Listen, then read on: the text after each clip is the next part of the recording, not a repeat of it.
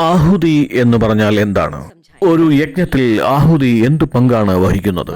ഈ ഏറ്റവും അനുഗ്രഹീതവും മൂല്യവത്തായതുമായ നിമിഷമാണത്. നമ്മൾ ആഹുതികൾ അർപ്പിക്കുന്ന നിമിഷങ്ങൾ. ആഹൂത് എന്ന ശബ്ദത്തിൽ നിന്നാണ് ആഹുതി എന്ന വാക്ക് ഉണ്ടായത്. അർപ്പിക്കുന്ന സമയത്ത് നമ്മൾ ഉച്ചരിക്കുന്ന മറ്റൊരു വാക്കാണ് സ്വാഹ. സ്വാഹ എന്നത് ഏറ്റവും പരിശുദ്ധവും ദിവ്യവുമായ വാക്കാണ്. വാക് ആഹ ഇതി എന്നാണ് ഇതിന്റെ പ്രാഥമികമായ അർത്ഥം. സ്വേച്ഛയാലാണ് ഞാൻ ഈ അർപ്പണങ്ങളൊക്കെ ചെയ്യുന്നത് എന്ന്. എന്നാൽ ഞാൻ എന്നെ ഇതുമായി കൂട്ടിച്ചേർക്കുന്നു എന്ന്.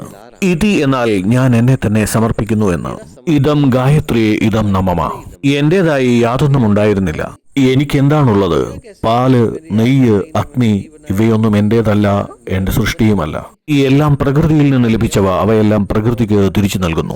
ഞാനാണിതെല്ലാം ചെയ്യുന്നത് എന്ന് തെറ്റിദ്ധരിച്ചവരുണ്ട്. ഇതെല്ലാം ചെയ്യുന്നത് ഞാനാണ് എന്ന് മോഹഭ്രമത്തിൽ അകപ്പെട്ടിരിക്കുന്നു. യഥാർത്ഥത്തിൽ ഇവയൊന്നും എന്റേതായിരുന്നില്ല, എന്റേതല്ല. ഞാൻ ഉൾപ്പെടെയുള്ള സകല ചരാചരങ്ങളെയും സൃഷ്ടിച്ചവന് ഞാൻ എന്തു കൊടുക്കാനാണ്? സങ്കല്പങ്ങളും ഭാവനകളുമാണ് നൽകാൻ കഴിയുക. അതാണ് നൽകുന്നതും.